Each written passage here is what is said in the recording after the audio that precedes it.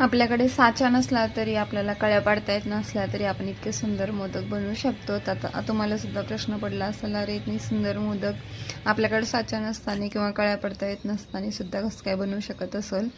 तर काहीच करायचं नाही, आपण जसे मोदक साधे सिंपल बनवतो अगदी तसे मोदक बनवायचे. इकडे मी तुम्ही बघू शकता मोदक बनवून घेत आहे. तांदळाच्या पिठाचे मी इकडे मोदक बनवून घेत आहे. तर मोदक बनवून झाल्यानंतर अगदी हलक्या हाताने चमच्याने त्याला छान छान बारीक डिझाईन काढायची. अगदी नक्षीकाम केल्यासारखं दिसतंय, तुम्ही बघू शकता. अशा उभ्या चमचा धरायचा आणि एकदम खालून वरतीपर्यंत असे रेषा पाडायच्या. एकदम बारीक अशी डिझाईन तयार होते. आणि तुम्हाला मी दाखवते बघा किती सुंदर असे सगळे मोदक मी असेच बनवून घेतले होते आणि एकदम सुरेख आणि सुंदर दिसत होते.